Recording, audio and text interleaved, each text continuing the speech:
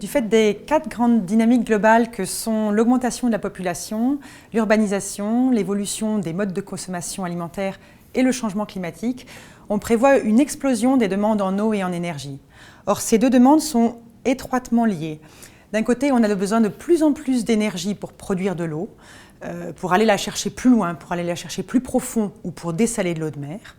Et symétriquement, on a besoin de plus en plus d'eau pour produire de l'énergie, essentiellement pour refroidir les centrales thermiques, mais aussi évidemment pour la production d'hydroélectricité dans les barrages, et enfin plus marginalement pour les biocarburants. C'est ce qu'on appelle l'empreinte eau de l'énergie, et on prévoit qu'elle pourrait représenter jusqu'à 25% des prélèvements totaux en eau d'ici 2050.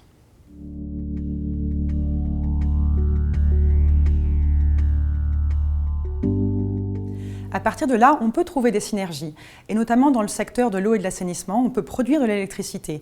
On en produit à partir du biogaz, en faisant fermenter les boues d'épuration, et on en produit également en turbinant l'eau dans les canaux d'irrigation ou dans les tuyaux d'adduction d'eau potable. Les synergies, on les cherche également dans une vision intégrée de ces deux politiques publiques, en essayant de mettre en cohérence les investissements et mettre en cohérence les politiques publiques d'incitation à économiser soit l'eau, soit l'énergie. Le problème, c'est que c'est beaucoup plus difficile d'inciter les producteurs à économiser l'eau, parce que pour eux, c'est souvent une ressource gratuite, non comptée, non tarifée.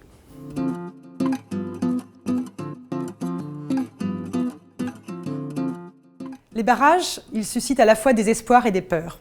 Des espoirs parce que c'est une énergie propre, peu émissive, une énergie pas chère et une énergie facile à intégrer dans un réseau électrique.